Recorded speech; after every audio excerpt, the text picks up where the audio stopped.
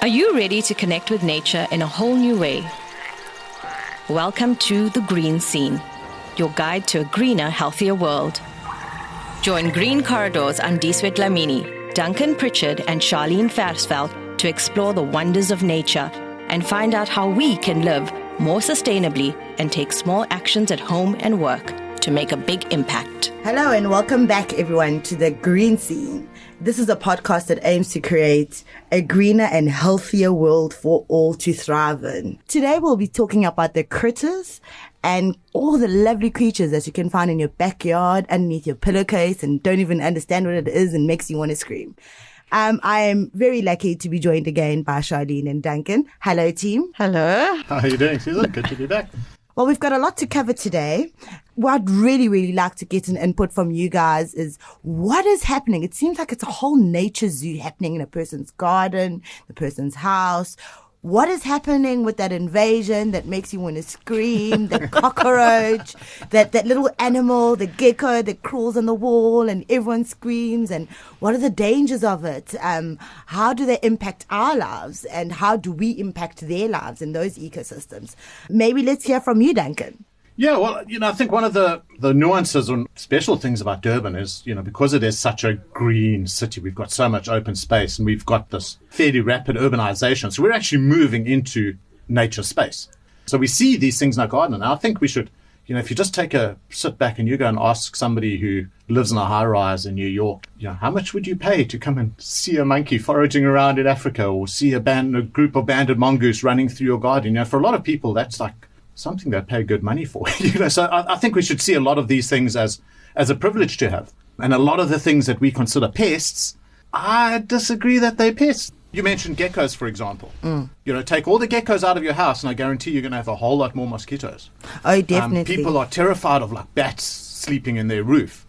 The average bat eats 2,000-3,000 mosquitoes every single night. So there's going to be a give and take with these sort of things all the time. So you take these little things out of the ecosystem and you're just going to create yourself another problem. Okay. Durban is very different. What city do you get grey monkeys which jump into your house, look at you in your face, and still take your sandwich and feel not guilty about it?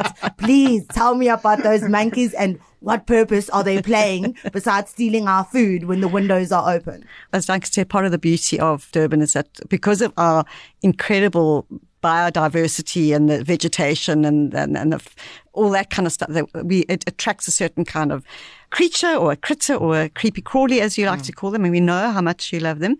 And so that then itself attracts a kind of mammal that you're going to find in your garden. Now, I live in a river. Okay, so this is my thing about the monkeys.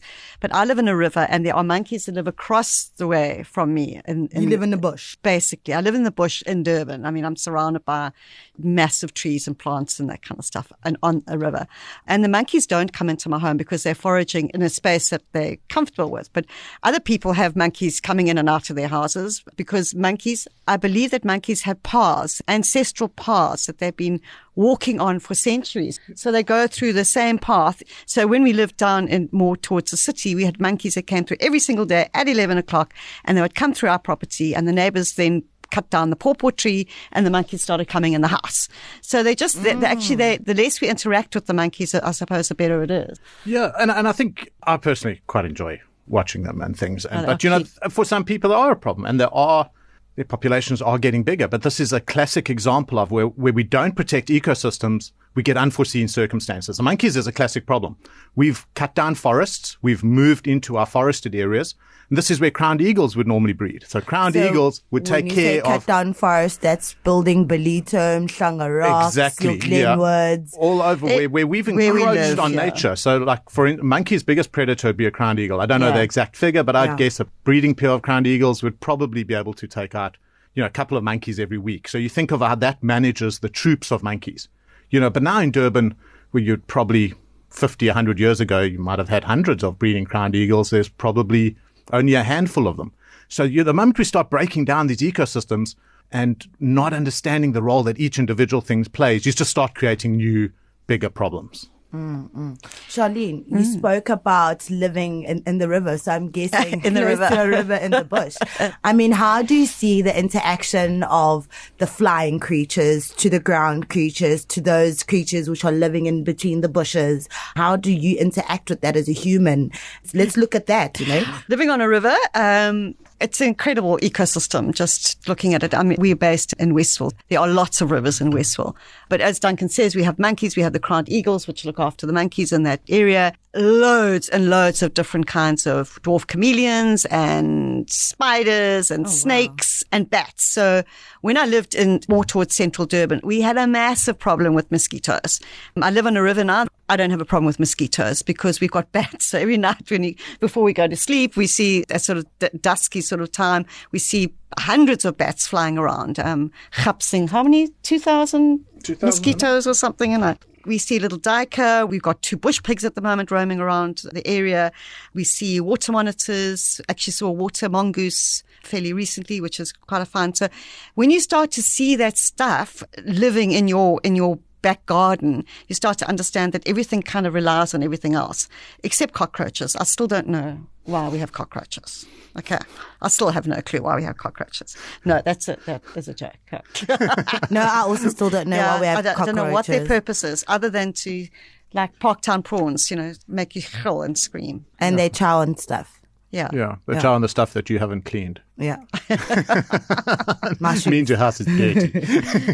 But I mean, I think the important thing is that we often forget about our connection with nature. We have really removed ourselves with the way that we consume stuff, the way that we live. We're on devices, but we forget that everything relies on everything else in order to survive. And if we take these things out, you take the bees out the system because you're scared of bees are going to sting you because you're allergic, and then none of the flowers are going to be pollinated. Yeah. I think it's a lot about just accepting that these things are there and coexisting with them. A classic little argument I had with somebody the other day is like wasps. You get those little wasp nests and everybody's terrified of them. And like when those little paper wasps zap you, you're going to get hurt. But I do not know of an example of somebody that's been just randomly attacked by paper wasps. It's always when you're trying to knock down the nest or you got wasps are actually known to recognize faces. They will recognize you as an individual. So if you just walk past casually every day and you do not mess with them, they are cool with you. Oh my gosh, that sounds so scary. And they do recognize individuals' faces. Oh, that's so if you walk past there every day and you just don't mess with them. But how many eyes do they have if they recognize? It sounds like... No, I think it's just there's an innate... I think most things are just smarter than we give them credit for. Or they're just like little FBI agents. Special way. They're little FBI agents. But it's that sort of point, if you just let these things be, the pest factor, actually, it's only a pest because you're trying to knock down the wasp nest and then he stings you. And now the wasp is always a pest. And no, actually, if you just left him there, and probably after a month or two, once they've done their breeding, they'll just disappear again. So I think a lot of it is just about learning to appreciate these things in a bit of a different way. Yeah. I think that's true, guys. And I think you've both made it obvious of the fact that we need to coexist with the critters and the creatures that we may find around us. But then the big question is, I mean, you spoke about a wasp that is an FBI agent. You spoke about monkeys, which we are now invading their lands and, living with them and coexisting and all of that. But how are we able to teach our people in our own communities that, for example, snakes are not there to kill you? Because we do find a lot of snakes in Durban. How do we coexist with that? How do we teach our kids? How do we get into that environment where people are now able to learn more about their own neighbors, which are not speaking like them or not moving like them? Because I'll take them as neighbors as well. How do we get that message along to people? Yeah, I think the more time you spend outdoors and in nature, and I think our next episode is going to be on places around Durban you can go, the more time you spend in these places, the more you actually start understanding the intrinsic value and the value it brings to your own life. I would think for a lot of people, being put on the 50th story in a high-rise flat in the middle of New York City, coming from Durban, you would feel something's missing. Yeah. I think you would miss it. Yeah, definitely. Charlene, for those out there who don't really know how to differentiate. What is a pest? Please name a pest that you may find in your house. I think there might have been many PhDs written around pests and weeds. I mean, what is what is a weed? I mean, weed is just a plant that's in the wrong place. It's in a pavement and it shouldn't be growing there because you put a pavement there or you put grass there and you don't think it should be growing. So, I mean, pests are really, for me, are things that you don't really want in abundance in your home. So how do you sort of, work with that? Pests would be, I suppose, minor birds would be pests. Would be a classic. You get, so most of these things that we call pests aren't meant to be here. They're exotic animals that have been introduced, so like ships' rats. Like rats, like the Norwegian rat, the classic rat. Came with the ships. If they came with the ships, they shouldn't be, there's an imbalance somewhere. But the point with things like rats and exotic mice, that might be a legitimate pest. By having a beautiful indigenous garden, big trees, you're going to attract owls. Owls will take care of those rats for you. I'm seeing a connection here. You spoke about indigenous garden, and then you said owls will get rid of those rats for you. So are you saying that the pests, what we call pests, are not indigenous? Most of the time, not. No. So if you took, I don't know what species it is, but the big common brown cockroach, I'm arguing that's not actually a South African species. We've got lots of mice and shrews and all sorts of things, but I don't actually think we've got indigenous rats other than like cane rats and things. So these things shouldn't be here in the first place. And that, again, that's a symptom of our impact on these ecosystems. Taking over those ecosystems. So because there's no natural predators, it's just, the more we take out things in the food chain, like birds of prey and, jennets and civets and the little predatory cats that we would get in most gardens. You take that out of the ecosystem, these things just start thriving. So if we keep everything indigenous, that means we are going to have less pests. The point is, if you go into the middle of a game reserve, you don't have these pests. Yeah.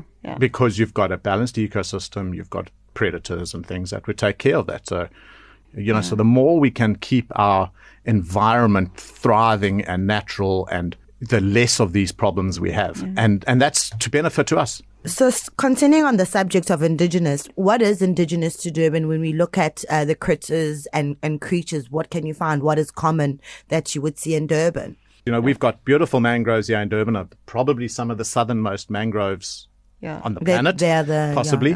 There's a little bird that comes every winter through these mangroves called the mangrove kingfisher. It migrates from the wild coast all the way up to Mozambique and back down again.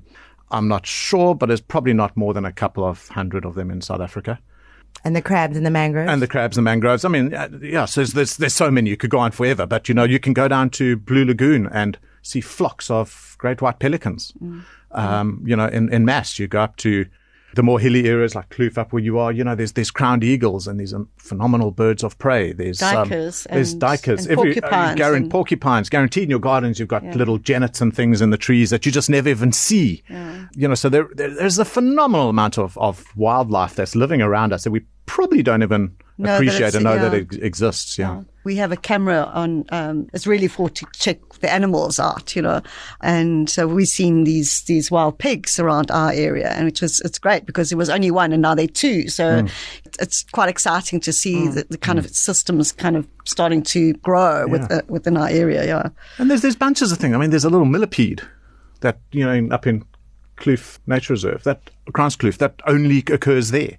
There's a little freshwater shrimp in our rivers here that's only known from 3 rivers in the world. You can eat it.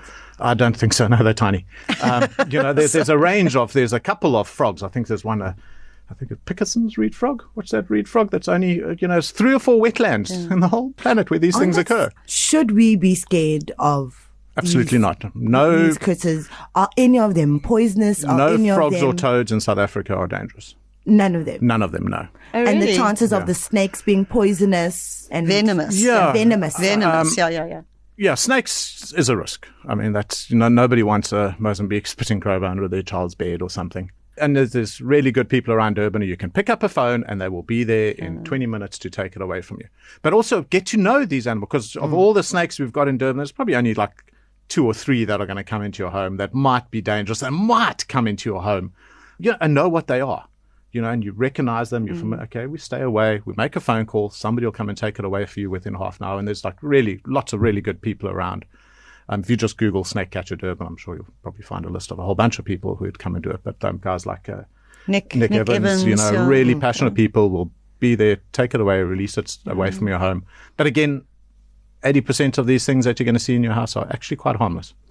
Can I ask you guys to give me the top 3 things that we could do to support the wildlife that we have in our backyards, especially in Durban? Well, I think the common one is indigenous gardening. Yeah. So plant indigenous plants. You have to worry about them less. They need less water. They attract lots of insects and butterflies. So that's a no-brainer, and I think everybody is aware of that. So planting indigenous plants makes your gardening a whole lot easier, and it attracts a lot of wildlife. But also, don't overtend your garden. People, like leaf blowers are my worst nightmare, besides the fact that my neighbour's always got his leaf blower going when I'm trying to take an afternoon nap on a Saturday afternoon. But, leaving leaves on the floor to decay creates a whole ecosystem, and it makes your soil rich. All of those nutrients go back into your soil. That's what's meant to happen in nature. So just let your garden go a little bit wild. I think everybody tends their garden to perfection and the perfect little green lawn, but let it go a little bit wild. That's going to attract, the wilder it is, it's going to attract all sorts of things. So don't over clean your garden and things. And wow, Duncan wouldn't survive in a township. Yeah, I get it. You would not survive. You mean in the leaf a blower? township. Yeah. And there's a very famous birder, Uchitadin up in Ashawi, and he always does a talk on indigenous gardens, and his number one thing is, if you've got a dead tree, leave it. He reckons a dead tree is the best thing to have in your garden, because so many things will go and live in the little holes in the burrows that will attract woodpeckers. Things love to breed in it, under the bark, insects. I can see Susan's face. So, things like to breed in it. Yeah, but I think my message would be like, I'm seeing little ants let your garden popping out. go a little bit wild. It makes your whole life easier, and you'll see nature will take care of itself in a very, very quick period of time. Yeah, you definitely related to Adam and Eve. Charlene, what are your 3 tips? Mine is really around things aren't out to get you. I mean, I think the only time I've ever seen anything sort of chase was when a monkey in a campsite stole a sandwich out my son's hand, and I went and I thought he was going to hurt my son, and then the monkey turned on me and chased me. But so nothing is really out to get you. I mean, they're just going on doing their own lives, and if you just let things be, more than likely it'll be okay. Obviously, if you've got a snake in your house, you've got to have to move it out or somehow. But don't try it yourself. No, don't. That's a sure way to get it. Yeah. So if something is threatened in any way, like Duncan's talking about the wasps, they're going to do something about it. You're messing up their home. If you start to sort of look at creatures with a new eye, so you look at the thing and you go, this is not actually harming me in any way. Let me look at it with, what are they doing that is helping me in this world? I think that's a great idea to have in your head, and also with kids, because kids they get mesmerized. I mean, my son plays with a whip scorpion spider thing, which can't harm you at all, So it's spending time with them, looking at them, not necessarily holding them, but, and then, I think mornings are good times to just listen and just take a few minutes just to hear the birds if you can, and appreciate that we're all part of a bigger system, a bigger world, and not just on our own here. Thank you so much, Duncan. Thank you so much, Charlene, for joining us and educating our community, our Durban community, and making them see the importance of how we coexist with our non-talking neighbors. They're not out to kill us, guys. We just have to be friendly. Just wave a hand when next time you see a monkey. Close your windows. Thank you so much, guys. Until next time. Thanks. The Green Scene podcast is a partnership between East Coast Radio and Green Corridors. Find out more about Green Corridors via durbangreencorridor.co.za.